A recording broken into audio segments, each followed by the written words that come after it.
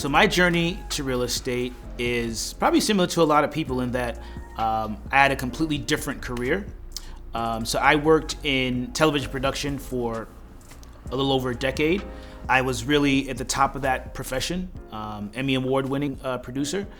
But then I wanted to pivot into real estate, and I was always dabbling in that as I was doing television production. My journey to SERHANT started about a year ago when I got into real estate.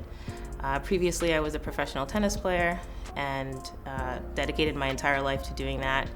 And a combination of factors led me into my second career, which is my current one now in real estate. So my journey into real estate begins around 2007, leading into 2008. I was working at Universal Records, Motown, at the time, and had a lot of aspirations to work in the music business.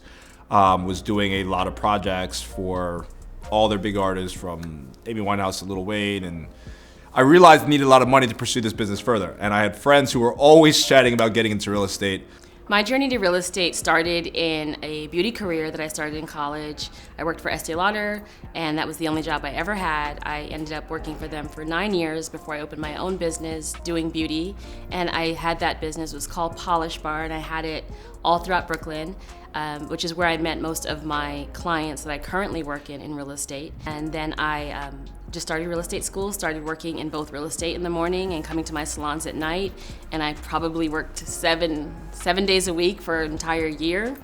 And by the time I got to, I think, maybe 6 months into real estate, I had decided that it was time to close my businesses and focus fully on real estate.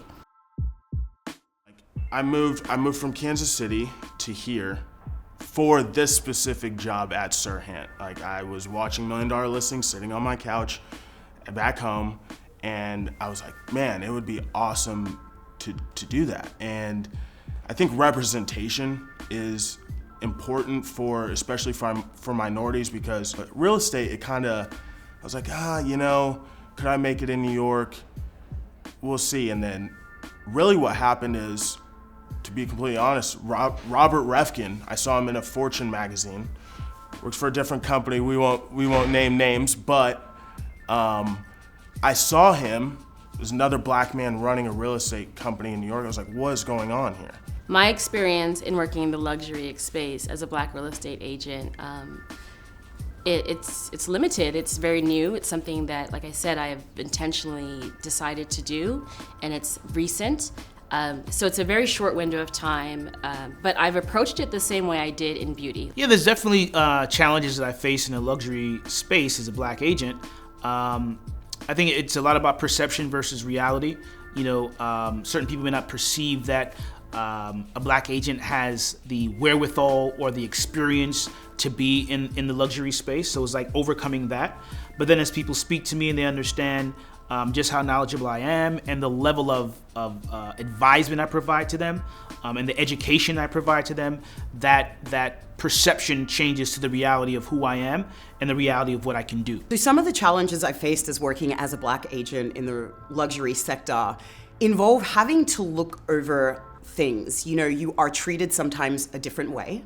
I'm also a woman and a black woman, and so I feel like I have to prove myself sometimes a little harder. And that can be draining, but it's also rewarding at the end, because I'm here to make a difference and hopefully make an impact somehow, some way.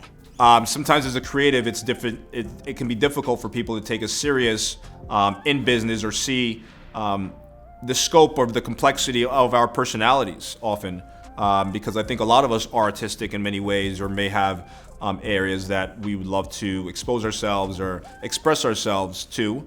And for me, it was difficult to make that a possibility, because it always felt like I was hiding a part of myself to really, convey luxury, where saying, if I, keep a little persona, or if I may curse once or twice, it may take away from my credibility. And I think here at SERHANT, Ryan has definitely encouraged me to be like my true authentic self. There's always the challenge of being in the luxury sector and being a Black woman, trying to combine your culture, your love for dance, music, and just being yourself, your true authentic self, and being seen as, a luxury agent or someone in the luxury industry.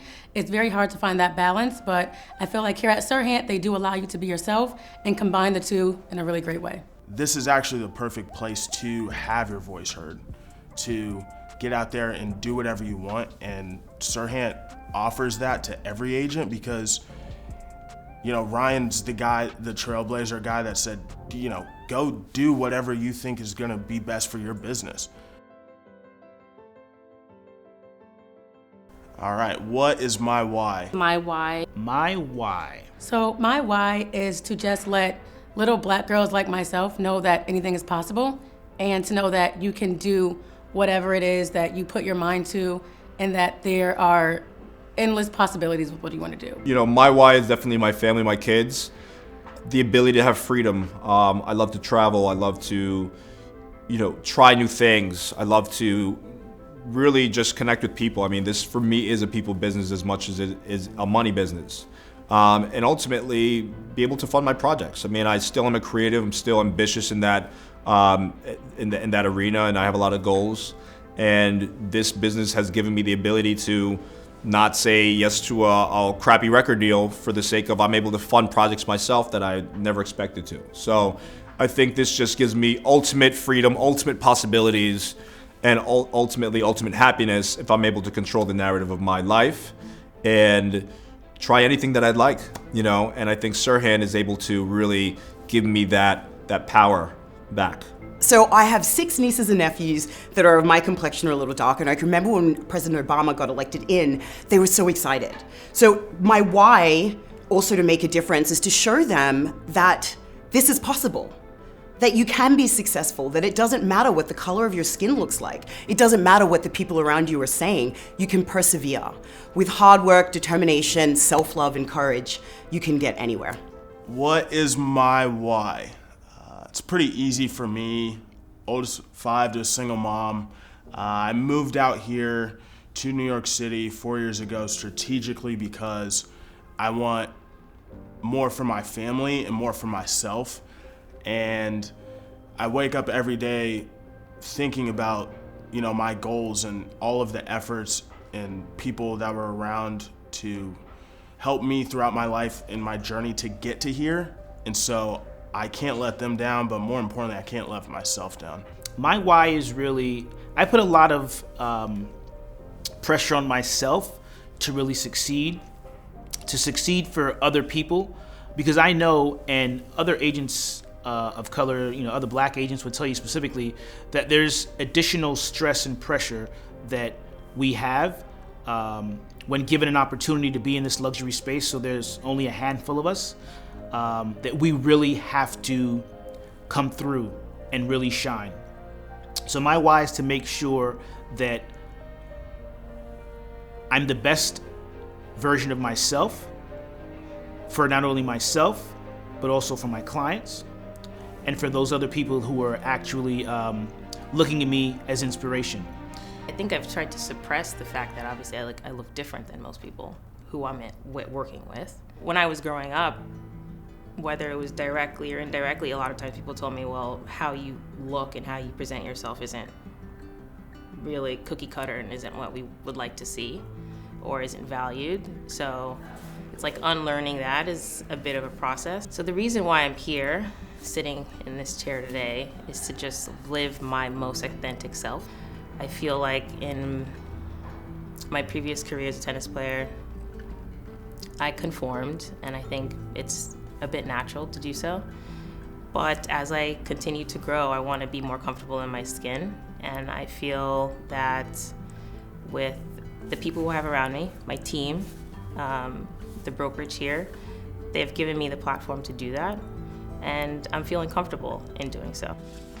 I believe my why is very similar to a lot of us. I think that you're always working to just almost soothe the childlike version of yourself or the inner child in yourself. And I think that I've evolved from this person that kind of had to fade into the background, and I absolutely did not want to stand out because I already always stood out. Like, I've shared this story with so many friends that I went to a university that was 700 black students. And 700 black students out of 51,000 students. So my experience was like stadium-style seating in college, yet your professors knew whether or not you were there because you were one or two minorities in the entire room. I remember getting graded low in a class because of my attendance, but they didn't take attendance. But my professor was able to know that I wasn't around because I was one of two brown spots in the entire stadium-style classroom. So it's like I always stood out, and so my life was focused on not standing out. It was really focused on being like and being just like you, and I'm just like you, and there's no need to draw attention to me, it's fine. And that's what you do when you haven't grown into your own confidence of who you are and how unique and how different you are. So my why now is about purposely being bold, purposely showing up in that way and being who I am, even when it makes everyone uncomfortable, even when it makes one person uncomfortable, because it makes me comfortable. So I think that my why is, yes, I can be a black, outspoken, successful woman in this space, and I can still show up as myself, as my authentic self, and I don't need to fit in with anyone.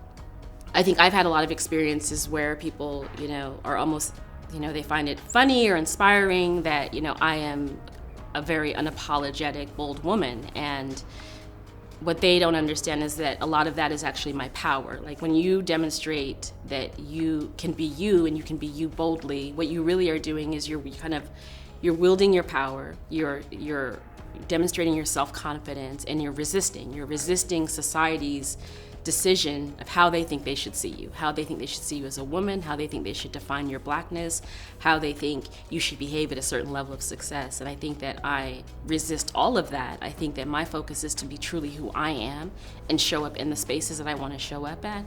And I want to be fully present wherever I'm at because I belong in every room.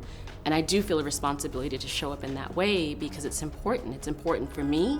It's important for the childlike version of me and for the young black girls that are out there watching me closely and paying attention to how I show up. So I can't be in these spaces and have these opportunities and be given this stage and not be truthful and not be honest of what it is, and whether that's talking about my past or whether that's talking about my dreams, or just talking about my challenges in the space as a black woman. I can't diminish that in any way. I feel like that would be a complete disservice to all of the hard work that I've done and to everything that I want to do.